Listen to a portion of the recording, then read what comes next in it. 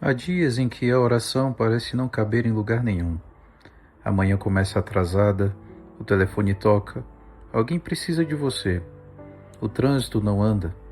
Uma preocupação volta pela 10ª vez e quando a noite chega, fica aquela impressão amarga. Hoje eu não rezei. Talvez não tenha havido uma hora de silêncio, um livro aberto ou o recolhimento que você desejava, mas no meio do dia escaparam 3 palavras quase sem som. Meu Deus, ajuda-me. A tradição cristã deu um nome curioso a essa oração breve, jaculatória. A palavra vem do latim iaculum, que significa dardo, seta, projétil lançado para longe. A jaculatória é uma pequena seta dirigida ao céu, no meio da vida comum. Santo Agostinho conta que os monges do Egito rezavam com orações breves e frequentes, como dardos lançados de repente, para que a atenção não se perdesse. Não desprezavam a oração longa. Cristo passou noites inteiras em oração.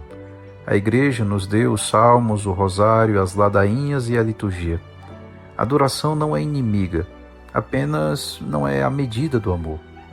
Uma oração curta pode nascer de um coração inteiramente voltado para Deus. E uma oração longa pode virar uma tentativa ansiosa de explicar ao Pai aquilo que ele já sabe. Cristo advertiu contra a multiplicação vazia de palavras. Não condenou a perseverança nem a repetição amorosa. Há uma enorme diferença entre a criança que chama muitas vezes porque ama o Pai e o estranho que repete argumentos porque não sabe se será recebido. O filho não precisa vencer Deus pelo cansaço.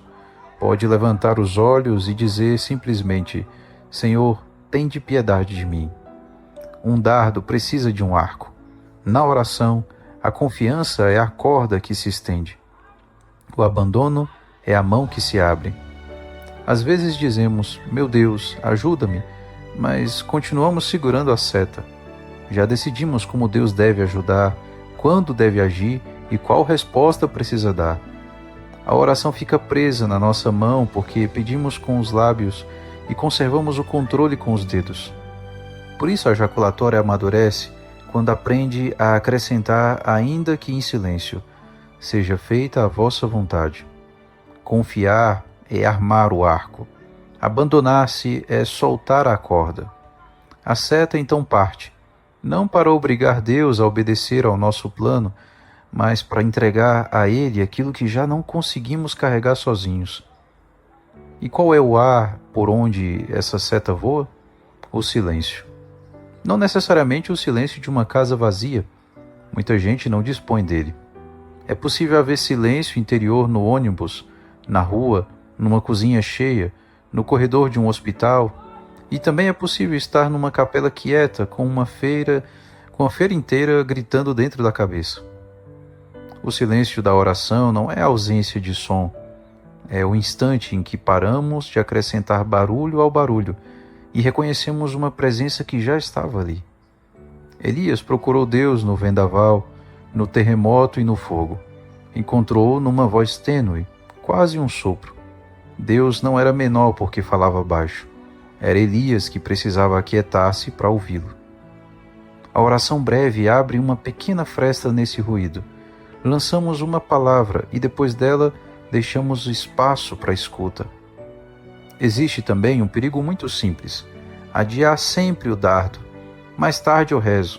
Quando terminar isso, quando a casa se acalmar, quando eu estiver com a cabeça melhor.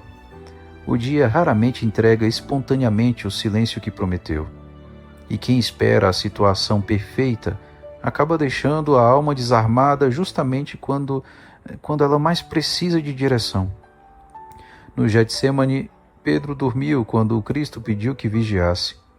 Pouco depois, quando a crise chegou, puxou a espada e cortou a orelha de um homem. O Evangelho aproxima as duas cenas com uma sobriedade terrível. Faltou vigília, sobrou golpe. Há um zelo que corta orelhas porque não passou primeiro pela oração.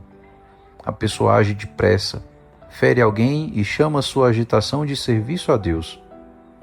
A jaculatória devolve a mira. Senhor, guiai-me antes que eu responda. Jesus, dai-me mansidão. Meu Deus, em vós confio. O Senhor é minha luz e salvação. De quem eu terei medo? Nem sempre essa oração vem acompanhada de consolo. Haverá dias secos, distraídos, em que as palavras parecerão cair no chão. Ainda assim, a falta de gosto não torna a oração inútil. A fidelidade pode rezar mesmo quando a sensibilidade não sente nada. É preciso apenas distinguir a aridez da negligência. Quem está árido sofre por não sentir e continua procurando. Quem se tornou negligente já não procura e começa a achar normal viver sem Deus. Para cultivar essa oração, escolha uma ejaculatória e carregue-a durante alguns dias, não como fórmula mágica, mas como uma porta. Pode ser algo como: Senhor Jesus Cristo, tende piedade de mim. Ó Deus, vinde em meu auxílio. Jesus, eu confio em vós. Repita nos pequenos limiares do dia, antes de abrir uma porta, ligar o carro, responder a uma mensagem difícil, começar um trabalho ou apagar a luz do quarto. A ejaculatória não substitui a missa, o rosário ou o tempo mais demorado de oração. Ela mantém o coração voltado para Deus entre esses momentos. É como uma brasa pequena que impede o fogo de se apagar. Com o tempo, o dardo começa a acompanhar a respiração. O nome de Jesus entra no ritmo do dia. Aquilo que no começo exigia esforço torna-se lembrança habitual da presença. E então o arqueiro descobre uma coisa inesperada. Nunca foi a força do seu braço que alcançou o céu. A oração não força uma porta fechada. O pai já estava inclinado sobre o filho antes que a primeira palavra fosse pronunciada. A graça chegou primeiro. O dardo só responde ao amor que já o esperava. Por isso, quando o dia estiver cheio demais e você pensar que não conseguiu rezar, não despreze as 3 palavras que ainda cabem no seu fôlego. Lance-as. Jesus, tende piedade de mim. Às vezes, a oração que cabe inteira num suspiro é suficiente para devolver o coração ao seu lugar. Deus abençoe todos vocês. Em nome do Pai, do Filho e do Espírito Santo. Amém.